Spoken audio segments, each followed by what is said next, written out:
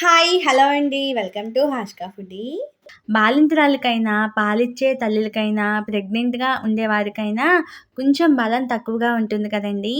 అలాంటి వారి కోసం అప్పటికప్పుడు ఒంటికి శక్తినిచ్చి, బలాన్నిచ్చే ఫుడ్ ఏది అంటే తిల్లీ ఫ్రై అని చెప్పుకోవచ్చండి. కొన్ని ప్రాంతాలలో అయితే దీన్ని నెరడు అని అంటారు. మా సైడ్ అయితే మేము తిల్లి అని అంటామండి. కొంచెం వీక్‌గా ఉన్నవారికైనా, రక్తంలో హిమోగ్లోబిన్ తక్కువగా ఉన్నవారికైనా చాలా మంచిది. మటన్ షాప్‌లో దొరుకుతుందండి. ఇది కావాలనుకుంటే ముందు రోజు నైటే చెప్పుకోవాలి అన్నమాట. చూసారు కదండీ! ఇలా ఉంటుందండి. చాలా ఈజీ అండి వండుకోవడం కూడా. ఇప్పుడు కట్ చేసుకుందాము. వాష్ చేసుకొని కట్ చేసుకుందాము. ముక్కలు కోసిన తర్వాత ఇంకా వాష్ చేయకూడదండి. చూసారు కదా! చాలా సున్నితంగా కట్ చేయాలండి. లేకపోతే చూసారు కదా! ఇలా అయిపోతుందన్నమాట. కత్తిపీటతో కానీ, చాకుతో కానీ, ఇలా కత్తెరతో కానీ పెద్ద పెద్ద ముక్కలుగా కట్ చేసుకోవాలి. చాలామంది కూడా దీనిని ఉడకబెట్టి, ఆ వాటర్ వంపేసి మళ్ళీ ఫ్రై చేస్తారండి. అలా అస్సలు చేయకూడదండి. అలా చేసినట్లయితే కనుక ఆ వాటర్‌లో మొత్తం కూడా దీనిలో ఉన్న విటమిన్స్ అన్నీ బయటికి పోతాయన్నమాట. ఇలా జస్ట్ ఒక 10 మినిట్స్, 15 మినిట్స్ ఫ్రై చేసుకుంటే సరిపోతుందండి. చూసారు కదా ఎంత ఎర్రగా ఉందో. కట్ చేసుకున్న ముక్కల్ని పక్కన పెట్టుకొని స్టవ్ ఆన్ చేసుకొని 2 గరిటెల వరకు ఆయిల్ వేసుకోవాలి. ఆయిల్ వేడెక్కిన తర్వాత జీలకర్ర, ఇలా తొక్క తీసిన వెల్లుల్లి రెమ్మలు వేసుకొని వేపించుకోవాలండి. బాగా గుర్తుపెట్టుకోండి, మంట ఎప్పుడు కూడా లో ఫ్లేమ్‌లో పెట్టుకోవాలండి. అస్సలు హై ఫ్లేమ్ వాడకూడదు.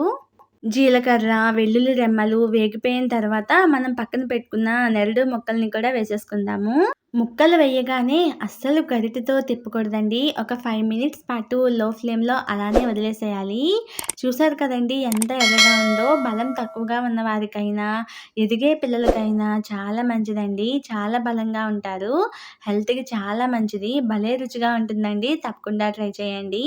చూసారు కదండీ! నూనె ఎక్కువ అవుతుంది అనుకోకండి. ఈ నూనె మనకి అన్నంలో కలుపుకొని తినడానికి బావుంటుందనమాట.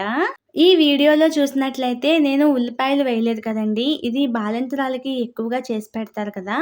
బాలింతరాలకి ఎప్పుడు కూడా ఉల్లిపాయ వేయకూడదండి. ఇలా ఉత్తిగానే ఫ్రై చేసి పెట్టాలి. అప్పుడే బలంగా ఉంటారు. ఇలా మధ్య మధ్యలో తిప్పుకుంటూ ఉండాలండి. చూసారు కదా! మనకి ఆల్మోస్ట్ కర్రీ అయిపోవచ్చిందండి.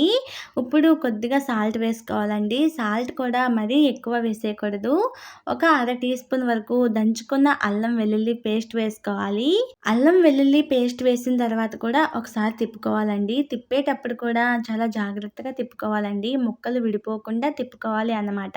అల్లం వెల్లుల్లి పేస్ట్ వేగిపోయిన తర్వాత ఒక స్పూన్ కారం, అర టీ స్పూన్ వరకు పసుపు, ఇంట్లో దంచి పెట్టుకున్న గరం మసాలా పౌడర్ అండి.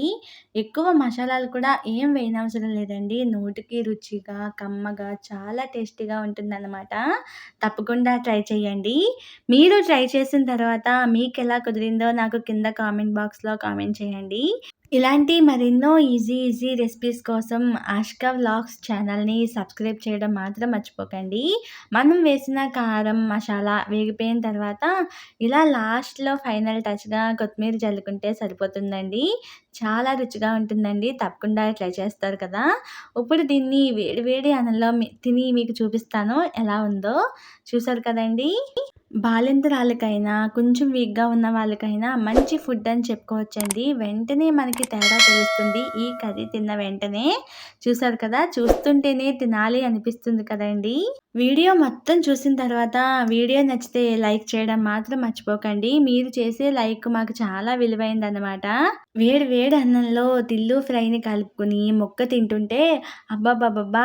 ఏం రుచండి బాబు! తప్పకుండా ట్రై చేయండి. మీకు కూడా తెలుస్తుంది ఆ టేస్ట్ ఎలా ఉంటుందో. ఈ వీడియోని మీ ఫ్రెండ్స్‌తో, రిలేటివ్స్‌తో షేర్ చేసుకోవడం మాత్రం మర్చిపోకండి.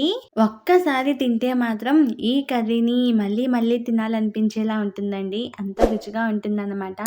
ముక్క నోట్లో పెట్టుకుంటే వెన్నలా కరిగిపోతుందండి. ఓకే అండి. నెక్స్ట్ వీడియోలో కలుద్దాం. బాయ్.